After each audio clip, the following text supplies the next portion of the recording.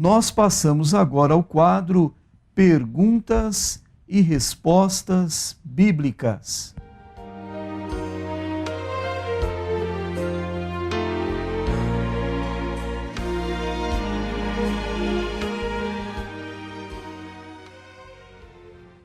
A primeira pergunta de hoje é do nosso ouvinte Nelson.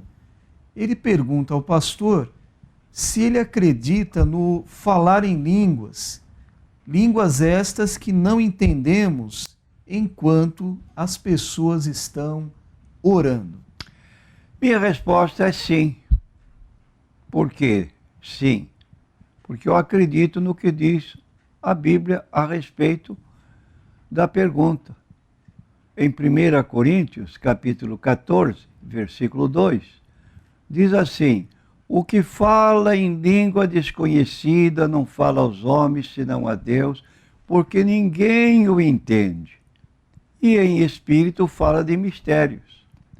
O que fala em língua desconhecida edifica-se a si mesmo, mas o que profetiza edifica a igreja. Eu quero que todos vós faleis em línguas, mas muito mais que profetizeis, porque o que profetiza é maior do que o que fala em línguas, a não ser que também interprete para que a igreja receba edificação. Então a leitura que acabei de fazer está em 1 Coríntios, capítulo 14, versículos 2 a 5. E aí está bem explicado o que está no texto bíblico, em 1 Coríntios 14, que nós devemos ler com frequência, porque a pessoa que fala língua estranha, ninguém o entende, porque ele fala em mistérios com Deus. De modo que essas línguas não precisam ser audíveis, que todo mundo escuta, a não ser num caso de profecia, que então a pessoa pode se pronunciar mais abertamente, e há no meio do povo alguém que vai interpretar estas línguas.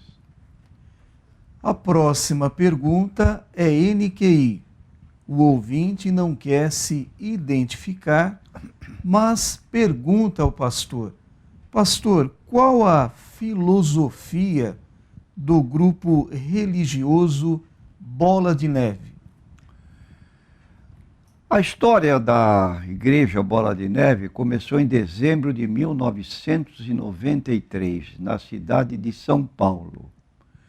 No início era apenas uma reunião de oração e, com o passar do tempo, sentiram a necessidade de dar um nome. O nome destes encontros surgiu por meio de um sonho que Deus deu a Rinaldo Seixas, conhecido na intimidade como Rina, fundador da igreja e apóstolo. No sonho, uma bola de neve que, começando a pequenina, virava uma avalanche. Então aí está a descrição como é que teve início essa igreja. E essa igreja evangélica Bola de Neve, atualmente conhecida como Bola de Neve Church, é de origem inglesa, foi fundada em 1999 pelo apóstolo Rina, debaixo da bênção espiritual e envio do seu líder na época. Para os primeiros cultos não havia um lugar apropriado. Então, um empresário do mercado, Schufer Weir, abriu o espaço no auditório da sua empresa para a realização dos cultos. Quando começou o primeiro culto, surge um problema: aonde apoiar a Bíblia? Como a reunião era em um auditório de uma loja de surf, surgiu a ideia de pegar uma prancha, e foi assim que a prancha virou o púlpito da igreja, o que ajudou a compor a sua identidade. Os cultos estavam sempre lotados e houve necessidade de uma mudança para um lugar maior. E em janeiro de 2000 é realizado o primeiro culto na sede da Lapa, mas a igreja não parou por aí, e em abril de 2010 fez seu primeiro culto na Casa Nova, o antigo Olímpia. Então, uma descrição da igreja em São Paulo. E estranhamos realmente quando entramos num templo da igreja, desta igreja Bola de Neve, enquanto em todos os templos há um porta-bíblia, na igreja há um surf, uma tábua de surf, e ali se coloca a Bíblia. E me parece que isso tem atraído a juventude que frequentam esta igreja em decorrência de certas comodidades que atraem mais os jovens.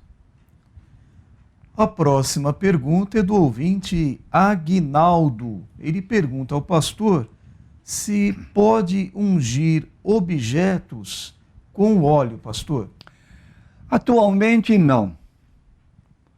No Novo Testamento, recomenda-se ungir a pessoa enferma e orar ao mesmo tempo por ela. Está em Tiago, capítulo 5, versículos 14 e 15. Está alguém entre vós doente? Chame os presbíteros da igreja, orem sobre ele, ungindo-o com azeite em nome do Senhor. E a oração da fé salvará o doente e o Senhor o levantará. Se houver cometido pecado, seriam perdoados. Agora, eu quero frisar para os meus ouvintes que a oração que se faz com unção da pessoa enferma, o que cura não é a unção, o que cura é a oração. Se você ler o restante do texto de Tiago 5, vai falar de um homem de muita fé chamado Elias. Elias orou para que não chovesse, e por 3 anos e 6 meses não veio chuva sobre a terra. Depois ele orou de novo, pedindo chuva, e veio a chuva conforme o pedido. Então, repetindo, a oração de um homem de Deus vale muitos em seus efeitos, porque há pessoas que às vezes se prendem no óleo, levam o óleo para casa, óleo ungido, e começam a ungir porta, janela, portão de entrada, ungir carro. Nada disso deve prevalecer. Isso havia no Antigo Testamento, mas nós estamos dentro da Nova Aliança e não cabe a nós essas colocações que ultimamente estão fazendo, como se fosse assim um objeto que viesse ter o valor para curar enfermidades, como sendo o óleo ou o azeite ungido. A segunda pergunta também do ouvinte Aguinaldo. Ele pergunta ao pastor se pode colocar dinheiro dentro do envelope para determinado propósito. Sim, a nossa resposta. E quero adiantar mais ao nosso consulente que o envelope destinado à contribuição já traz impresso na primeira parte dele o título de qualquer contribuição que a igreja esteja promovendo. Então tem 1, 2, 3, 4 linhas para ele colocar na linha correspondente à oferta que ele está dando, ou ao dízimo também, há uma linha indicativa onde ele deve colocar o valor que ele está oferecendo à igreja. Então isso facilita, porque se destina a determinados objetivos. Terceira pergunta do ouvinte Aguinaldo. Pastor, pode ter cruz dentro das igrejas? Não se deve ter cruz dentro da igreja, pois foi numa cruz que Jesus sofreu e também nela Jesus morreu. Então, o objeto que serve para a morte do nosso amado e querido Jesus não deve estar servindo de objeto de ornamento para dentro em casa, e nem mesmo de enfeite para as jovens que andam com um cordão no pescoço, e lá naquele cordão tem um Cristo crucificado. Não vejo necessidade disso, porque Jesus do lado de fora do coração não funciona.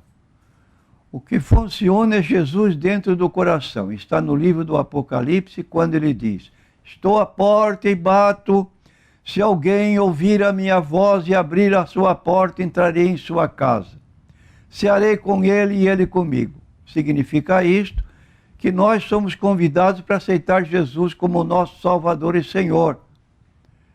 E, num sentido simbólico, nós aderimos a essa chamada, às vezes por uma manifestação, levantando a nossa mão, o nosso braço à direita, ou respondendo mesmo publicamente: sim, aceito Jesus em meu coração como Senhor e Salvador. Então, Jesus deve estar no nosso íntimo. E nós pregamos a palavra da cruz, como Paulo disse: quando fui ter convosco, não fui com sublimidade de palavras, para que a vossa fé não se apoiasse na sabedoria humana, mas nunca deixei de vos anunciar a palavra da cruz. Então os judeus pedem milagre, os gregos buscam sabedoria, nós pregamos a Cristo crucificado. É a mensagem da cruz que nós devemos receber. A próxima pergunta é NQI Homem. O nosso ouvinte não quer se identificar, mas pergunta ao pastor: pastor, por que no Velho Testamento os homens podiam ter várias mulheres e nos dias de hoje é pecado e antes não era? É preciso entendermos que a Bíblia é constituída de 2 testamentos, ou dois concertos, ou 2 alianças. Então, nós temos o primeiro concerto no Antigo Testamento, chamado o Pentateuco. Pentateuco indica livro de Gênesis, Êxodo, Levítico, Números, Deuteronômio. O livro de Levítico é um livro dedicado aos homens que trabalhavam exclusivamente no serviço religioso do povo de Israel, desde o sacerdócio até as coisas mínimas na preparação de todos os sacrifícios e outros ritos que eram exigidos na lei de Deus ou na lei de Moisés. Ora, também no livro de Levítico traz aquelas obras consideradas pecaminosas e aquelas que não eram. No caso, então, de casamento, havia uma lei que permitia o divórcio para o homem que se casasse por qualquer motivo, tivesse qualquer ojeriza, vamos assim usar esse termo, não admitisse que sua mulher foi aquela mulher que ele havia escolhido, então ele dava uma carta de divórcio e casava-se com outra. Agora, isso aconteceu por causa da dureza do coração dos homens contemporâneos. Se entregavam à poligamia. Já no Novo Testamento, Jesus foi enfático. Tanto no Sermão do Monte, capítulo 5 a 7 de Mateus, como também no capítulo 19 de Mateus, quando os judeus quiseram reintroduzir a poligamia entre o povo contemporâneo de Jesus, Jesus reiterou para eles o que havia sido dito no livro de Gênesis. Quando Deus criou o homem, achou que não era bom que ele estivesse só. Fez para ele uma esposa, uma adjutora, como diz a Bíblia, e então o casal era um casal homem e mulher. Não tinha mais do que isso. Agora, com o tempo, então, os homens se multiplicaram e aí, espontaneamente, começaram a entrar nesses caminhos tortuosos que culminou com o dilúvio. Você lê capítulo 6 do livro de Gênesis, diz ali o que havia no meio do povo. Parece que nós estamos vivendo nessa época. Mulher, e mulher, e mulher, e casamento, e desfazimento de casamento, e maldade, muitos crimes. Deus achou que não dava para continuar, tirou uma única pessoa com a família para se salvar da catástrofe do dilúvio. Mandou fazer uma arca e nós conhecemos a história. Agora, Jesus então opinou: o homem que deixar sua mulher, ou vice-versa, a mulher que deixar o seu homem, que não for por causa de prática ligada ao sexo, ou seja, adultério, e tentar casar com a outra, está pecando. Então, um homem não pode ter duas esposas, só pode romper o seu casamento se houver adultério da parte feminina, ou a mulher se casar de novo se houver infidelidade da parte do homem. Indico Mateus 19, versículo 19. A não ser por causa de adultério de qualquer dos dois cônjuges, outro casamento não é reconhecido como aprovado por Deus. A próxima pergunta é NQI também. E pergunta aqui ao pastor com relação à Trindade. Diz assim: como responder, pastor, sobre a Trindade no caso de Estevão ver o Senhor Jesus ao lado de Deus? Jesus estava à direita de Deus. E as TJs, as Testemunhas de Jeová, falam que Jesus não é Deus, pois ele está à destra de Deus. Então, não é Deus. O que dizer, pastor? Eu quero dizer que a palavra Deus que aparece na Bíblia é uma palavra polissêmica. Vou repetir.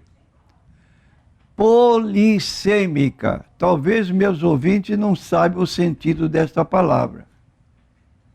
Mas ela significa que a palavra Deus é empregada na Bíblia, ora ao Pai, ora ao Filho e também ora ao Espírito Santo. Quer dizer, você encontra um texto isolado onde você lê Deus ou Pai. Você encontra outro texto isolado onde se encontra Jesus Cristo, o Deus verdadeiro. E você encontra um terceiro onde se diz: mentiste não aos homens, quando mentiste ao Espírito Santo, mas mentiste a Deus. E eu quero ler estas passagens para que os nossos prezados ouvintes possam anotar, para ter uma resposta a esse grupo religioso que tem por objetivo negar a doutrina Trindade, ofender o Espírito Santo, chamando de força ativa.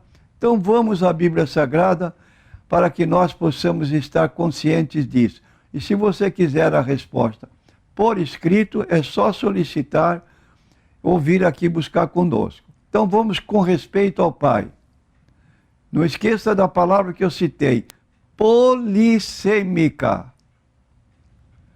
Significa que ela está sendo empregada em vários sentidos na Bíblia Sagrada. Nós lemos então em 1 Pedro 1 e 2. Eleito segundo a presciência de Deus Pai. Então a palavra está sendo empregada com referência ao Pai. Em santificação do Espírito para a obediência e aspersão do sangue de Jesus Cristo. Graça e paz vos sejam multiplicadas. A palavra Deus agora é empregada apenas a Jesus Cristo como verdadeiro Deus. 1 João capítulo 5, versículo 20. Sabemos que já o Filho de Deus é vindo e nos deu entendimento para conhecermos o que é verdadeiro. E no que é verdadeiro estamos, isto é, em seu Filho Jesus Cristo. Este, que é um pronome demonstrativo que está mais próximo de Jesus, diz assim: este é o verdadeiro Deus. e a vida eterna. Então está aplicando a palavra a Deus, usando ainda a palavra verdadeiro, mostrando que Jesus também é chamado de Deus e Deus verdadeiro. Agora, em João capítulo 10, versículo 30 a 33, nós temos outra declaração de Jesus. Eu e o Pai somos um. Então observe que que o pronome está na primeira pessoa do plural, somos, mostrando duas pessoas, ou mais pessoas. Mas aqui está sendo empregado restritivamente ao Pai e ao Filho. Então os judeus, quando ouviram essa declaração de Jesus, pegaram em pedras para atirar contra Jesus, apedrejá-lo. Então Jesus pergunta, por qual das obras boas que fiz quereis me apedrejar? E eles responderam, não é por causa de obras boas, mas por causa da blasfêmia, porque tu sendo homem te fazes de Deus a ti mesmo. Ora, aí está claro, tu sendo homem te fazes de Deus a ti mesmo, mostrando das duas naturezas de Jesus. No princípio era o Verbo estava com Deus e o Verbo era Deus, mostrando duas pessoas, mostrando então a eternidade de Jesus e mostrando que ele tinha natureza divina. E o Verbo era Deus e o Verbo se fez carne e habitou entre nós. E com respeito ao Espírito Santo, em Atos 5, versículo 3 e 4, nós temos um caso que se deu na igreja primitiva de um casal que entre si, os dois, resolveram dar uma contribuição para o grupo que se iniciava, como chamamos de igreja primitiva, mas retiveram parte do preço da venda e queriam dessa maneira serem reconhecidos como dadivosos, ninguém cobrava deles, eles o fizeram espontaneamente. E aí foram repreendidos pelo apóstolo Pedro, que disse estas palavras. Disse então Pedro, Ananias, por que encheu Satanás o teu coração para que mentisses ao Espírito Santo e retivesses parte do preço da herdade? Guardando-a não ficava para ti? Vendida não estava em teu poder? Por que formaste este desígnio em teu coração? Não mentiste aos homens, mas a Deus. Logo, mentir ao Espírito Santo é mentir a Deus. E finalmente temos a fórmula batismal, onde lemos em Mateus 28, 19. Palavras de Jesus Cristo. Portanto, ide, fazei discípulos de todas as nações, batizando-os em nome do Pai e do Filho e do Espírito Santo. Então, se em nome do Pai eu reconheço a deidade do Pai, se em nome do Filho eu reconheço a deidade ou a divindade do Filho, obviamente, por uma questão de coerência, em nome do Espírito Santo, também reconheço a deidade ou a divindade do Espírito Santo. Pai, Filho, Espírito Santo, um só Deus em três pessoas. É o que nós declaramos à luz da Bíblia Sagrada. A próxima pergunta, também em QI, pergunta ao pastor, que louvores as TJs entoam, pastor? Eu quero, antes de responder a pergunta, mostrar uma característica desse grupo religioso conhecido como Testemunhas de Jeová. E você deve estar curioso, que característica que distingue esse povo de outros? É a sua mudança doutrinária frequente. Eu tenho um livro de um escritor que foi 30 anos escravo, diz ele, da Torre de Vigia, que é a publicadora desse grupo, que em 12 anos eles mudaram de doutrina 40 e tantas vezes. E se quiserem prova disso, eu posso apresentar um folheto que mostra efetivamente como eles agem aquilo que é uma verdade hoje, daqui a 2 anos já não é mais. E, entretanto, então, vamos falar a respeito dessa situação. E por que ressalto essa mudança doutrinária? É porque antigamente, no livro Revelação, seu grandioso clímax informa que no início desse movimento, eles cantavam mais louvores a Jesus do que a Jeová. Depois alteraram para cantar em números iguais de hinos para tanto o Pai como o Filho. E agora apontam que atualmente estão cantando mais louvores ao Pai, a Jeová, do que ao Filho. E por que essa mudança? Até nos próprios hinos, ou cânticos. Porque antes eles adoravam a Jesus. Respondiam perguntas na revista a Sentinela, Despertai, que quando perguntava, Jesus realmente foi adorado? E corretamente isso foi feito? A resposta era sim. Ele foi corretamente adorado e está corretamente feito. Mais ou menos nesse teor. Mas hoje Jesus não pode receber mais adoração. Por quê?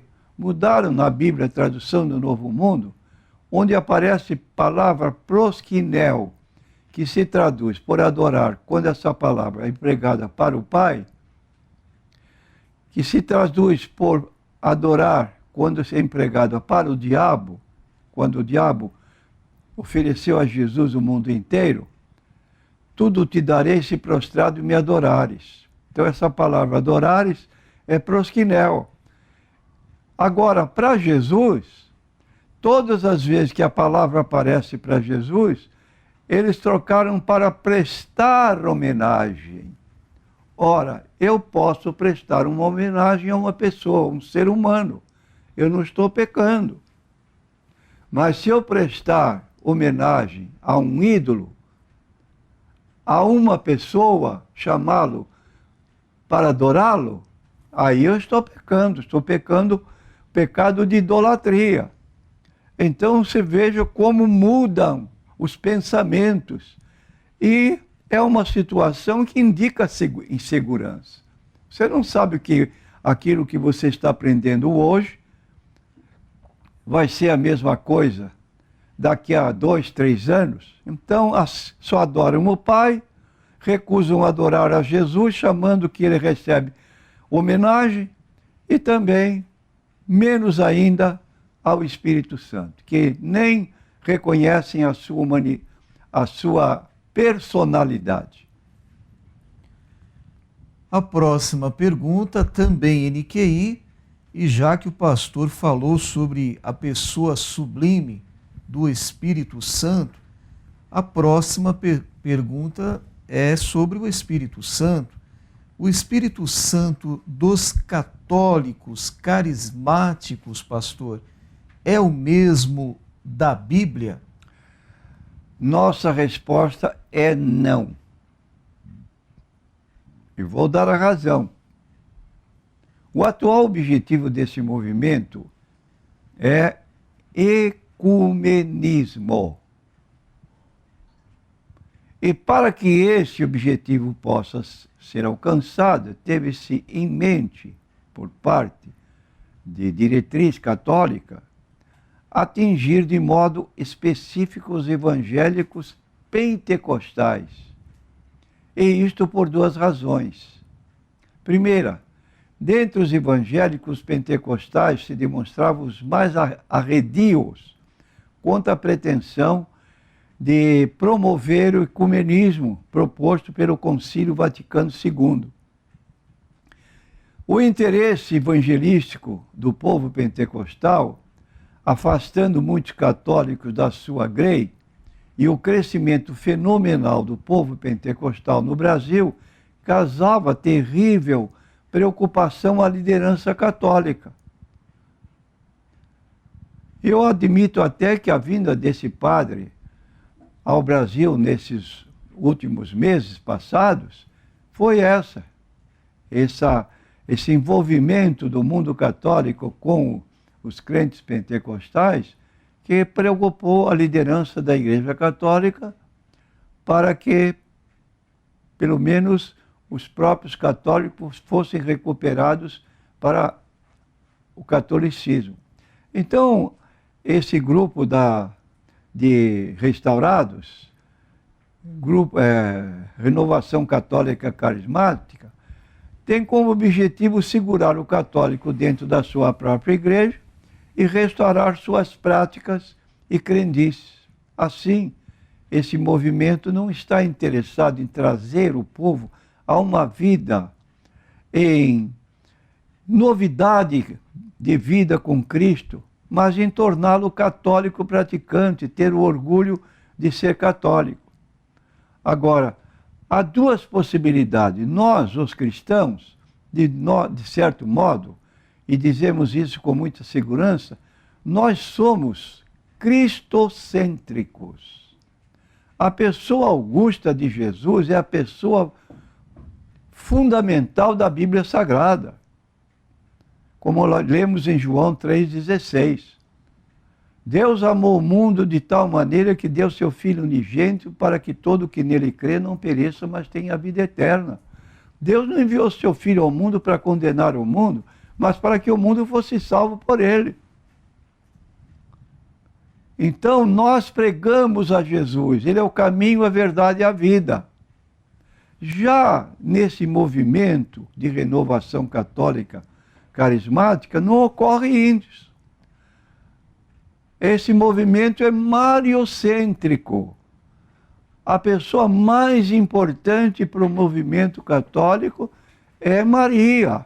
Respeitamos, mas reconhecemos que, à luz da Bíblia Sagrada, nenhum dos títulos que é dado a Maria tem apoio na Bíblia Sagrada. A Bíblia chama Jesus de advogado, a Bíblia chama Jesus de mediador, a Bíblia chama Jesus de intercessor, mas não chama em nenhum lugar Maria com qualquer desses títulos. Logo, para sermos fiéis à Bíblia Sagrada, nós somos cristocêntricos e rejeitamos essa colocação mariocêntrica, que a Igreja Católica se cuida com muito carinho desse título dado a Maria. Essa é a razão. A próxima pergunta é NQI Mulher. E aqui faz um relato, pastor, e uma pergunta muito interessante. Eu acredito que essa dúvida esteja na mente de muitos crentes. Diz assim: minha cunhada é católica praticante. Há 3 anos fez uma promessa a São Judas Tadeu para que fosse curada de um câncer no seio. E diz aqui, e foi curada totalmente. O que dizer? Quem a curou, pastor? Sem responder objetivamente a pergunta, quero dizer preliminarmente que não se pode aceitar que qualquer imagem de santo possa operar milagres como descrito. Considerando que a Bíblia declara que Deus abomina a idolatria, a ponto de declarar que os idólatras não entrarão no reino de Deus, como Jesus preveniu que nem todos que operam milagres em seu nome escaparão da condenação, porque não serão reconhecidos como seguidores de Jesus.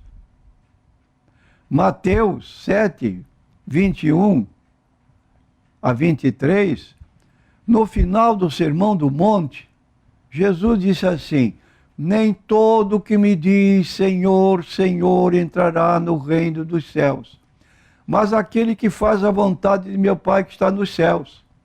Muitos me dirão naquele dia: Senhor, Senhor, não profetizamos nós em teu nome? Em teu nome não expulsamos demônios?